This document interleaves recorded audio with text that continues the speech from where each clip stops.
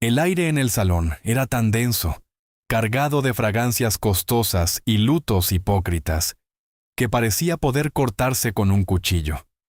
En el centro de la majestuosa mansión, rodeado de muebles antiguos y marcos dorados, yacía el cuerpo de don Alejandro Valdés, el hombre cuyo nombre hacía temblar los mercados financieros desde Madrid hasta la Ciudad de México. Pero sus tres hijos, Sebastián, Isabela y Carlos, no miraban el rostro de su padre, sino el viejo maletín de cuero en manos del abogado. Sus ojos no brillaban por las lágrimas, sino por la codicia. Cada uno ya había repartido mentalmente los miles de millones, los viñedos en Chile, los hoteles en Mallorca y las cuentas blindadas en Suiza. El abogado, un hombre canoso que había servido a don Alejandro durante 40 años, se ajustó las gafas lentamente. Sentía un profundo desprecio por los herederos que ni siquiera habían esperado a que terminara el funeral para exigir su parte. De pronto, las pesadas puertas del salón se abrieron y entró Mateo, un joven vestido con un tosco mono de trabajo y las manos manchadas de grasa. Era el encargado de limpieza de la mansión, el hijo de la difunta criada a quien los hijos de Valdés siempre habían considerado parte del mobiliario, poco más que un tapete para limpiarse los zapatos. «¡Lárgate de aquí, muerto de hambre!», siseó Isabela, apretando su bolso de Chanel. Pero el abogado levantó la mano, exigiendo silencio. «Mateo tiene derecho a estar aquí. Fue la última voluntad de don Alejandro», sentenció con voz gélida. Un silencio sepulcral cayó sobre la sala. Sebastián resopló, Carlos apretó los puños, mientras Mateo permanecía junto al umbral, sin atreverse a levantar la vista del suelo. El abogado comenzó a extraer del maletín 4 sobres blancos idénticos. Su padre dijo que el verdadero capital no se mide en cifras sobre el papel. Dejó a cada uno de ustedes lo que realmente merece. Cuando los sobres llegaron a manos de los herederos oficiales, Sebastián fue el primero en rasgar el papel. Su rostro palideció antes de encenderse de rabia. El sobre estaba vacío. Isabela y Carlos, con un grito de frustración, rompieron los suyos. No había nada dentro. Solo el silencio y el olor a papel caro. 3 pares de ojos llenos de furia se clavaron al mismo tiempo en Mateo. Él sostenía su sobre con la punta de los dedos, como si fuera un jarrón de cristal. El abogado esbozó una sonrisa casi imperceptible y susurró: «Ábrelo, hijo». Cuando Mateo extrajo del sobre una vieja llave metálica y una nota escrita de puño y letra por don Alejandro, Sebastián se abalanzó sobre él gritando: «¡Es un error! ¡El viejo se volvió loco! ¡Dámelo ahora mismo!». Pero la llave en manos del limpiador no era solo para una puerta, era para un secreto que, en una sola noche, convertiría a la élite en parias y al sirviente en el dueño de sus destinos. En ese instante, el retrato de don Alejandro en la pared parecía burlarse de todos ellos. El juego había comenzado, y sus reglas estaban escritas con una sangre que ellos preferirían olvidar. El silencio que siguió al grito de Sebastián fue tan pesado que se podía escuchar el tic-tac del reloj de péndulo en el fondo del pasillo, marcando el fin de una era. Mateo, con las manos temblando, desdobló el pequeño trozo de papel amarillento que acompañaba a la llave. Los 3 herederos oficiales se acercaron como hienas rodeando a una presa, con el aliento contenido y los ojos inyectados en envidia. No podían aceptar que el hijo de la criada tuviera algo que ellos, los de sangre azul, no poseían. El abogado se interpuso entre ellos con una firmeza que nadie esperaba de un hombre de su edad, protegiendo al joven como si fuera el último tesoro sobre la tierra. «Lee en voz alta, Mateo», ordenó el abogado con una voz que resonó en las vigas de madera del techo. El joven tragó saliva, sintiendo que el peso del mundo caía sobre sus hombros. Con voz quebrada, comenzó a leer las palabras de don Alejandro. «A mis hijos legítimos les di educación, lujos y un apellido que nunca supieron honrar. Pensaron que mi fortuna era su derecho de nacimiento, olvidando que el respeto se gana y la lealtad no se compra. A ti, Mateo. Te entrego la llave de la verdad. Porque mientras ellos gastaban mi dinero en las sombras de la noche, tú fuiste el único que sostuvo mi mano cuando el cáncer devoraba mis huesos, y ellos estaban demasiado ocupados en sus fiestas. Un grito de indignación escapó de los labios de Isabela. «Esa nota es falsa. Ese viejo estaba demente por la morfina», gritó, golpeando una mesa de caoba. Pero las palabras de la nota eran solo el principio. El texto continuaba con una revelación que hizo que el aire abandonara los pulmones de todos los presentes. La llave abre la caja fuerte oculta tras el retrato de mi madre en la biblioteca. Allí encontrarán las pruebas de que esta mansión, las empresas y cada centavo de la cuenta familiar no pertenecen a los Valdés por derecho, sino a la mujer que me dio la vida y a quien vuestro abuelo traicionó. La cara de Sebastián pasó del rojo al blanco ceniza en un segundo. Él sabía perfectamente de qué hablaba su padre. Había rumores en la familia sobre un fraude inmobiliario masivo que ocurrió hace 50 años. Una mancha que se había limpiado con sobornos y sangre. Mateo, sin decir una palabra, caminó hacia la biblioteca, seguido por la procesión de hermanos que tropezaban entre ellos para llegar primero. El odio en el ambiente era palpable, una energía oscura que amenazaba con incendiar las cortinas de terciopelo. Al llegar al retrato, Mateo insertó la llave. El mecanismo giró con un clic metálico que sonó como un disparo en la habitación. Al abrirse la pesada puerta de acero, no aparecieron lingotes de oro ni fajos de billetes. Lo que había dentro era una carpeta de cuero gastado y una fotografía vieja de una mujer joven que se parecía asombrosamente a la madre de Mateo. Carlos, el más joven de los hermanos, intentó arrebatar la carpeta, pero Mateo, por primera vez en su vida, lo empujó con una fuerza nacida de años de humillación. «¡Ni un paso más!», rugió el joven, y su voz ya no era la de un sirviente, sino la de un hombre que acababa de descubrir que toda su vida de pobreza había sido una mentira orquestada por los hombres que ahora lo llamaban muerto de hambre. La carpeta contenía las actas de propiedad originales, y el nombre del dueño no era Valdés. El verdadero dueño era el abuelo de Mateo. Toda la fortuna de la familia Valdés era, legalmente, una farsa. La carpeta de cuero gastado reposaba sobre la mesa de la biblioteca como una granada a punto de estallar. El abogado, con manos expertas, comenzó a desplegar los documentos amarillentos bajo la luz de la lámpara. Eran escrituras originales, contratos de transferencia de propiedad y actas de nacimiento que habían estado ocultas por más de medio siglo. Sebastián, Isabela y Carlos observaban la escena con una mezcla de horror y parálisis. La realidad caía sobre ellos como un mazo. Su apellido, su estatus, su arrogancia. Todo había sido construido sobre cimientos de robo y engaño. La mujer de la fotografía, la verdadera dueña de todo, era la abuela de Mateo, una humilde costurera a quien el abuelo de los Valdés había despojado de sus tierras antes de que el petróleo fuera descubierto en ellas. «Esto es ridículo. Estos papeles no tienen valor legal hoy en día», balbuceó Sebastián, intentando desesperadamente mantener la compostura, aunque el sudor frío le corría por la frente. Han pasado 50 años. El tiempo lo cura todo. La prescripción adquisitiva. Su voz se apagó ante la mirada gélida del abogado. «Don Alejandro no era tonto, Sebastián», replicó el viejo leguleyo. Se aseguró de que no hubiera prescripción. Renovó los títulos de propiedad a nombre de su madre cada 10 años, en secreto, usando intermediarios. Técnicamente, ustedes han estado viviendo en una propiedad ajena y gastando un dinero que legalmente pertenece a los herederos de esa mujer. Y ese heredero es Mateo. Isabela comenzó a hiperventilar, aferrándose al brazo de Carlos para no caer.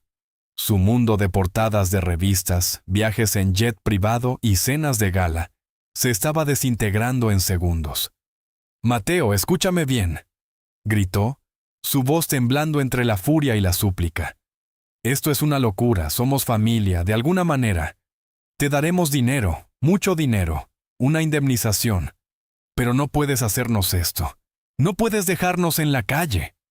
La desesperación la hacía olvidar que minutos antes lo había llamado muerto de hambre. Mateo no respondió. Miraba la fotografía de su abuela, una mujer que nunca conoció, y que había muerto en la pobreza mientras los Valdés prosperaban sobre sus restos. Sintió una punzada de dolor por su propia madre, que había trabajado como sirvienta en esta misma casa, sin saber que era su legítima dueña. El odio que había acumulado durante años de limpiar los desastres de Sebastián y soportar los caprichos de Isabela, se transformó en una fría determinación. No se trataba de dinero, se trataba de justicia. Sebastián, viendo que las súplicas no funcionaban, cambió de táctica. Se acercó a Mateo con los puños cerrados, la vena de su cuello a punto de reventar. Si crees que vas a salir de aquí con esos papeles, estás muy equivocado. Amenazó, su voz baja y peligrosa. Esta es mi casa, y tú no eres más que un sirviente al que mi padre tuvo compasión. Dame esa carpeta o te juro que no vivirás para ver el amanecer. El aire en la biblioteca se volvió asfixiante. El abogado dio un paso atrás, temiendo que la violencia física estallara en cualquier momento. Mateo levantó la vista, sosteniendo la mirada del hombre que siempre lo había humillado. Y por primera vez en su vida, no sintió miedo, sino lástima. Ya no soy tu sirviente, Sebastián, y esta ya no es tu casa. La puerta de la biblioteca se abrió de golpe, y 2 agentes de la policía judicial entraron, ordenados por el abogado horas antes. La pesadilla de los Valdés apenas comenzaba. El sonido de las botas de los oficiales sobre el parqué de roble resonó como martillazos en un ataúd. Sebastián retrocedió, con el rostro desfigurado por una mezcla de sorpresa y terror. «¡Esto es un atropello!», gritó, señalando con un dedo tembloroso a los agentes. «¡No saben quién soy yo! Llamaré al ministro ahora mismo». Pero los oficiales no se detuvieron. Con una frialdad profesional, uno de ellos mostró una orden judicial de aseguramiento preventivo. La mansión Valdés, el símbolo máximo de su poder, estaba siendo clausurada por orden de un juez de distrito tras la presentación de las pruebas originales de propiedad. Isabela cayó de rodillas sobre la alfombra persa, sollozando sin consuelo, mientras Carlos intentaba ocultar su miedo detrás de una máscara de arrogancia que se desmoronaba por segundos. Los agentes comenzaron a colocar cintas de seguridad en las puertas de las habitaciones principales. El abogado, con una calma que rayaba en lo cruel, se acercó a los 3 hermanos. «Tienen exactamente 30 minutos para recoger sus pertenencias personales», dijo, consultando su reloj de oro. «Solo ropa y artículos de aseo. Nada de joyas familiares, nada de obras de arte, nada de dispositivos electrónicos propiedad de las empresas. Todo eso está ahora bajo custodia legal hasta que se liquide la deuda histórica que tienen con el legítimo heredero». El caos se apoderó de la mansión. Sebastián corrió hacia su caja fuerte personal en el despacho, pero un oficial le bloqueó el paso con firmeza. «Señor Valdés, aléjese de ahí. Todo el contenido de este despacho es ahora evidencia», le advirtió. El hombre que ayer decidía el destino de miles de empleados estaba siendo tratado como un delincuente común en su propio hogar. Fuera, en la entrada principal, los criados y el personal de seguridad observaban la escena con un silencio sepulcral, algunos con lástima, pero la mayoría con una satisfacción mal disimulada. El reinado del terror de los hijos de don Alejandro estaba llegando a su fin. Mateo observaba todo desde el centro de la biblioteca, todavía sosteniendo la fotografía de su abuela. Ver a Isabela suplicar que le dejaran llevarse sus abrigos de piel o a Carlos intentar esconder un reloj de lujo en su calcetín no le daba la alegría que esperaba. Sentía un vacío inmenso. Había pasado toda su vida limpiando el polvo de esos muebles, puliendo esa plata y agachando la cabeza, creyendo que su pobreza era un destino divino. Ahora, al ver a sus antiguos amos, reducidos a simples sombras desesperadas, comprendió que su poder siempre había sido una ilusión alimentada por el miedo de los demás. Cuando los 30 minutos expiraron, los 3 hermanos fueron escoltados hacia la salida. En el gran vestíbulo, bajo la imponente lámpara de cristal, se detuvieron un momento para mirar a Mateo por última vez. «Esto no se va a quedar así, maldito bastardo», siseó Sebastián, con los ojos inyectados en sangre mientras cruzaba el umbral. «Te destruiremos. Tenemos los mejores abogados del país». Mateo no se inmutó. Caminó hacia la gran puerta doble, la misma que tantas veces había abierto para ellos, y por primera vez, la cerró él mismo desde adentro. El estrépito de la cerradura al encajar fue el sonido final de su antigua vida. Al otro lado de la madera, solo quedaba el frío de la noche y la incertidumbre de 3 personas que nunca habían tenido que ganarse el pan. Dentro, Mateo se quedó solo con los fantasmas de una verdad que apenas empezaba a digerir. El silencio que inundó la mansión tras el portazo final no era de paz, sino de una tumba recién abierta. Mateo se quedó de pie en el gran vestíbulo, rodeado de lujos que ahora le pertenecían legalmente, pero que sentía como trofeos de una guerra que él no había iniciado. El abogado, con un gesto solemne, le indicó que regresaran a la biblioteca. La carpeta de cuero aún guardaba secretos que la policía no había revisado.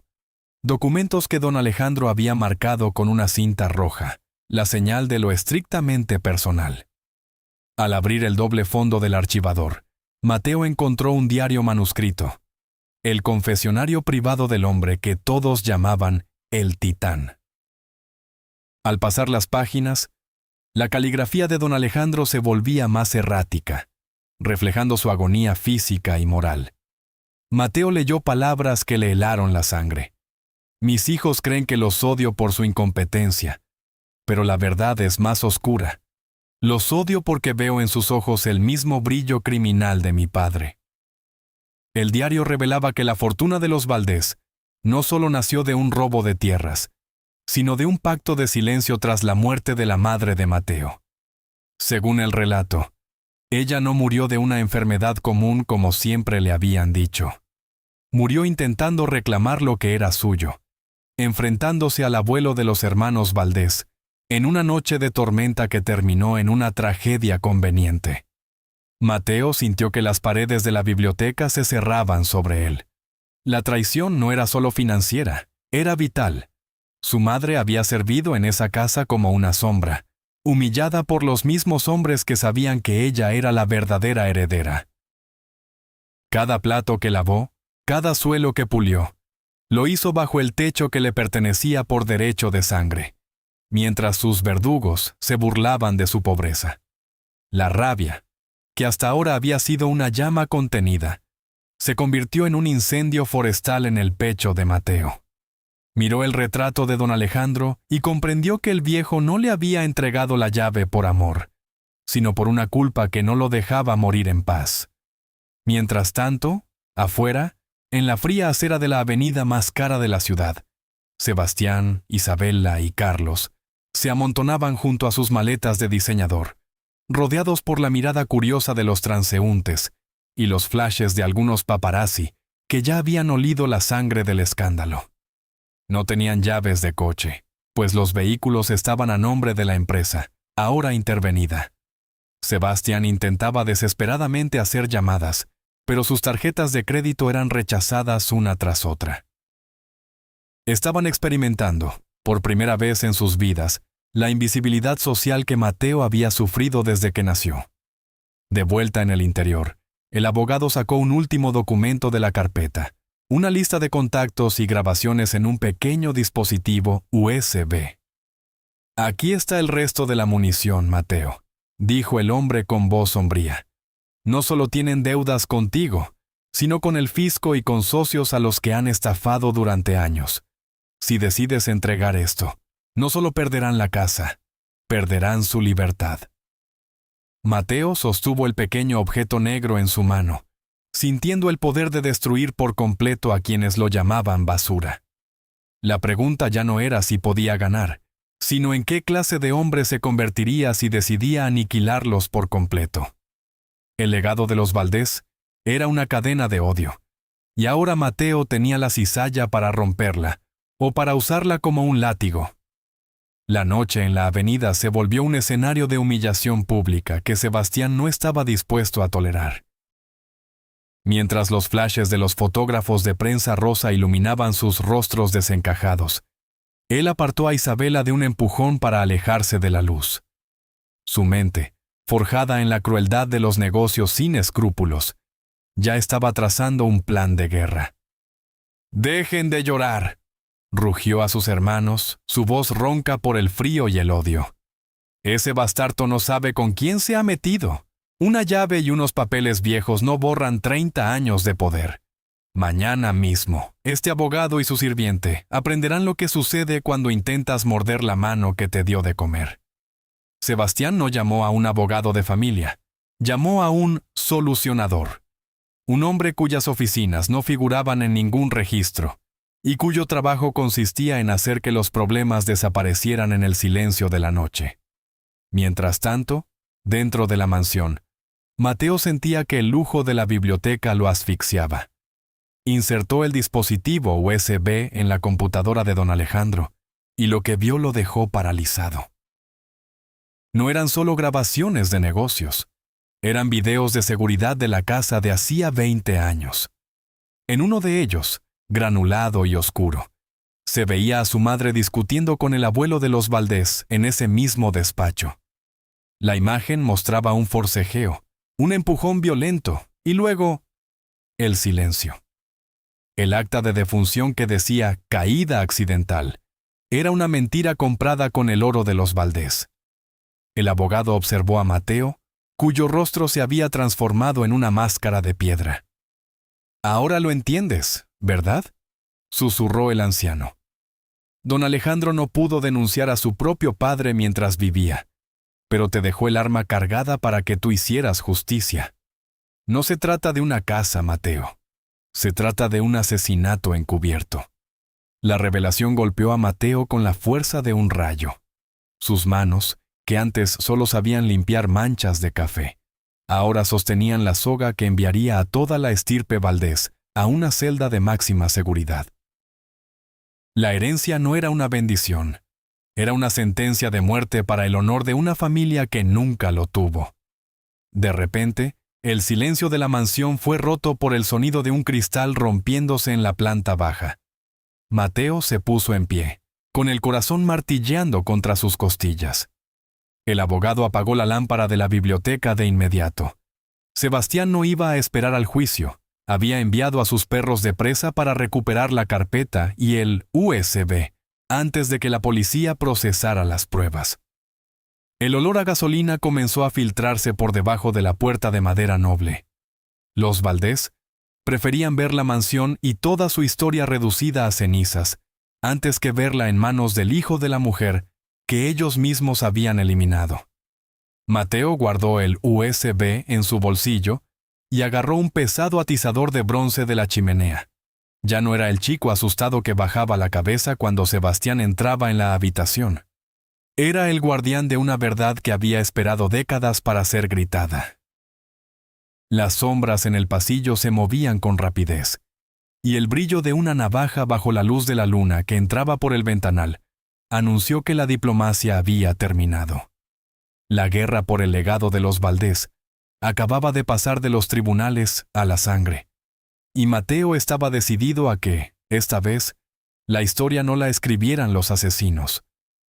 El crepitar de las llamas devorando las cortinas de terciopelo en el gran salón sonaba como una risa macabra en medio de la noche. El humo negro, espeso y tóxico, comenzó a subir por la escalera de caracol, nublando la visión de Mateo.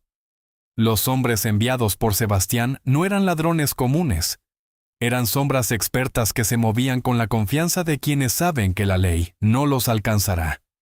«Entrégame el dispositivo, muchacho, y quizás salgas vivo de este infierno», gritó una voz ronca desde la penumbra del pasillo. Pero Mateo no retrocedió. El miedo que lo había encadenado durante años se había evaporado con el primer olor a gasolina. Un hombre alto, con el rostro cubierto, surgió de entre el humo lanzando un tajo ascendente con una navaja. Mateo esquivó el golpe por puro instinto y descargó el atizador de bronce con una fuerza que no sabía que poseía. El impacto en el brazo del atacante sonó seco, seguido de un grito de dolor. El abogado, escondido tras el escritorio de caoba, gritaba que debían salir por el balcón, pero Mateo sabía que si perdía ese USB, la muerte de su madre quedaría impune para siempre. Las llamas iluminaban los retratos de los antepasados Valdés en las paredes. Y por un momento, Mateo juró que sus ojos pintados brillaban con una maldad satisfecha al ver la casa arder. Mientras tanto, a unos metros de la entrada principal, Sebastián observaba el resplandor naranja desde el interior de un coche oscuro, con una sonrisa gélida en los labios. «Si no es mía, no será de nadie», susurró para sí mismo. Isabela lloraba histérica en el asiento trasero, dándose cuenta de que su hermano acababa de cruzar una línea de la que no había retorno. Carlos, paralizado, solo veía cómo los recuerdos de su infancia se convertían en cenizas. Sebastián estaba convencido de que el fuego borraría las pruebas, el diario, y con suerte, al molesto heredero que se atrevió a desafiar su estirpe. Dentro, el calor era insoportable. Mateo logró llegar al balcón de la biblioteca mientras el suelo de madera empezaba a ceder. El atacante herido intentó abalanzarse una vez más, pero un trozo de la imponente lámpara de cristal cayó del techo, interponiéndose entre ellos en una lluvia de chispas y vidrio. Mateo ayudó al anciano abogado a subir a la barandilla de piedra. «Salte usted primero», ordenó Mateo con los pulmones ardiendo por el humo. Justo cuando el abogado caía sobre los arbustos del jardín, Mateo sintió una mano poderosa agarrando su tobillo. Era el atacante, desesperado por no morir solo en el incendio. Con un último esfuerzo de voluntad, Mateo pateó la mano de su agresor y se lanzó al vacío justo cuando las ventanas de la biblioteca estallaban por la presión del calor. Cayó pesadamente sobre la hierba húmeda, aturdido y con la piel quemada, pero su mano seguía apretando el USB en su bolsillo. Al levantar la vista, vio la silueta de la mansión Valdés convertida en una pira funeraria. Las sirenas de los bomberos se escuchaban a lo lejos, pero Sebastián ya estaba arrancando el motor para huir. Mateo se puso en pie, tambaleándose, y sacó su teléfono personal. No iba a llamar a la policía local, que Sebastián controlaba. Iba a subir el video del asesinato directamente a las redes sociales. El juego de sombras de los Valdés se acabaría frente a los ojos de millones de personas. El resplandor de las llamas pintaba el cielo de un naranja apocalíptico, mientras Mateo, arrodillado en el césped húmedo, sentía el pulso de la historia en la palma de su mano. Con los dedos temblorosos y la cara manchada de hollín, conectó el dispositivo a su teléfono. Sabía que Sebastián tenía jueces comprados y jefes de policía en su nómina, pero no podía comprar a millones de personas conectadas a la red. Con un solo clic, el video del forcejeo de su madre y la confesión escrita de don Alejandro comenzaron a subirse a los servidores de Reddit y Twitter, bajo el título «La verdad oculta bajo las cenizas de los Valdés». Apenas unos kilómetros de allí, en un coche de lujo que huía hacia la frontera, el teléfono de Sebastián comenzó a vibrar frenéticamente. Eran notificaciones, miles de ellas. Isabela, en el asiento trasero, soltó un grito de horror al ver su propia cara en las tendencias mundiales, asociada a las palabras asesinato y fraude. El video se estaba volviendo viral a una velocidad aterradora. Los usuarios de la red, movidos por una sed de justicia que los tribunales les habían negado durante años, empezaron a compartir las pruebas. La imagen del titán de los negocios se derrumbaba en tiempo real frente a los ojos de todo un país. «¡Apaga eso!», rugió Sebastián, golpeando el volante. Pero era tarde. La policía de carreteras, alertada por la presión social masiva y las órdenes directas de la capital, donde los políticos ahora intentaban distanciarse de los Valdés para salvar sus propias carreras. Ya había desplegado un control en la salida de la ciudad. Las sirenas no eran para apagar el fuego de la mansión, sino para acercar al hombre que creía que el dinero lo hacía intocable. Sebastián vio las luces azules y rojas bloqueando el puente, y supo que el muro de oro que había construido a su alrededor acababa de convertirse en una jaula de acero. Mateo observaba desde la distancia cómo los bomberos intentaban salvar lo que quedaba de la estructura, pero él ya no veía una casa. Veía un monumento a la mentira que finalmente se desmoronaba. El abogado, recuperando el aliento a su lado, le puso una mano en el hombro. «Has destruido su apellido en 10 minutos, algo que yo no pude hacer en 40 años», susurró el anciano. «Pero prepárate, Mateo. Un animal acorralado es cuando más muerde, y Sebastián Valdés no sabe perder con dignidad». Mateo guardó el teléfono. Por primera vez en su vida, no se sintió como el chico que limpiaba las obras, sino como el arquitecto de su propio destino. El fuego seguía ardiendo, pero el humo ya no lo asfixiaba. Era el incienso de su libertad. El rugido del motor del Deportivo de Sebastián vibraba contra el asfalto de la autopista, pero el sonido de las sirenas que lo rodeaban era más fuerte. Al llegar al control policial, las luces cegadoras de las patrullas iluminaron su rostro sudoroso y desencajado. No había salida. Isabela gritaba en el asiento trasero, presa de un ataque de pánico, mientras Carlos se cubría la cara con las manos, sollozando como el niño que nunca dejó de ser.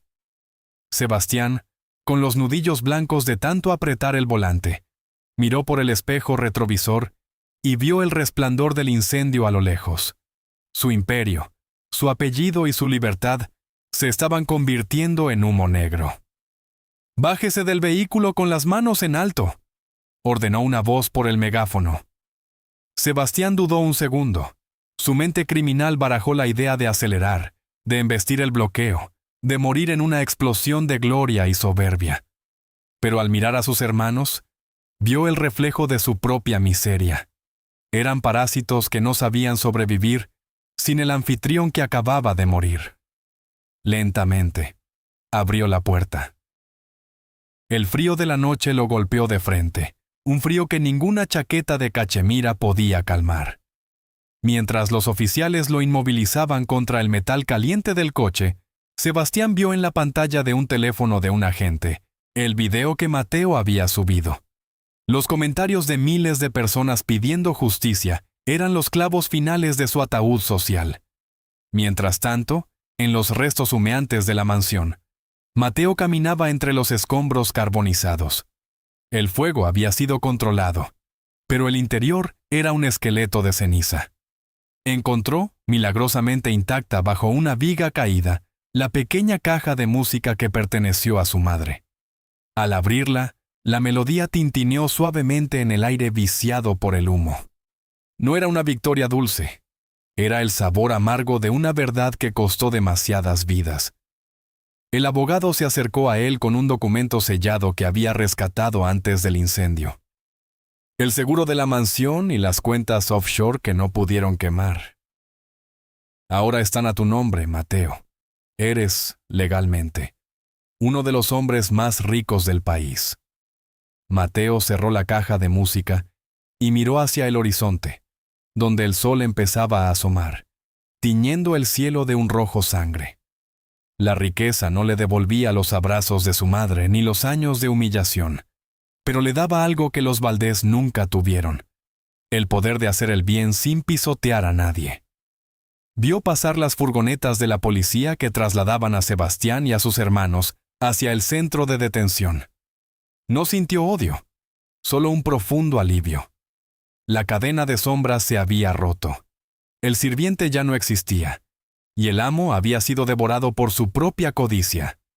Mateo se dio la vuelta y empezó a caminar hacia la salida, dejando atrás las cenizas de un pasado que ya no tenía poder sobre él. El sol terminó de romper el horizonte, iluminando los restos negros de la mansión Valdés. Mateo se detuvo ante la gran puerta de hierro, ahora retorcida y sin candados. El abogado le entregó las llaves de un modesto apartamento que don Alejandro había comprado a nombre de Mateo años atrás, previendo este final. El dinero está en tus cuentas, Mateo. Tienes más de lo que podrías gastar en 10 vidas. ¿Qué harás ahora?, preguntó el anciano. Mateo miró sus manos, antes manchadas de grasa y ceniza, ahora limpias bajo la luz del amanecer. No quiero reconstruir este palacio de mentiras, respondió con calma. Usaré este oro para limpiar las lágrimas que los Valdés provocaron en otros. La justicia fue implacable. Sebastián fue condenado a 30 años por el homicidio de la madre de Mateo y fraude masivo. Isabela y Carlos, despojados de todo, terminaron viviendo de la caridad de parientes lejanos que antes despreciaban. La caída de los Valdés se convirtió en un caso de estudio en las universidades. El ejemplo perfecto de cómo una fortuna construida sobre el dolor ajeno siempre termina devorando a sus dueños. Mateo, por su parte, transformó el terreno de la mansión en un parque público y un centro de refugio para jóvenes sin hogar, asegurándose de que nadie más tuviera que agachar la cabeza por ser pobre en la tierra que le pertenece. La gran lección que quedó grabada en el mármol del nuevo parque no hablaba de dinero, sino de dignidad. Aprendimos que el apellido es solo una etiqueta, pero el honor es lo que haces cuando nadie te mira. La sangre puede darte un título, pero solo la integridad te da una verdadera identidad. Mateo no se convirtió en un nuevo don. Prefirió ser el hombre que rompió el ciclo de odio, demostrando que la mejor venganza no es devolver el golpe, sino vivir una vida con propósito, lejos de las sombras del pasado. Las cenizas se las llevó el viento, pero la verdad se quedó para siempre. Si te ha gustado esta historia de justicia y redención, no olvides darle un like y suscribirte para más relatos impactantes que desafían al poder. ¿Crees que Mateo debió perdonar a los hermanos o hizo bien en entregarlos? Cuéntanos tu opinión en los comentarios.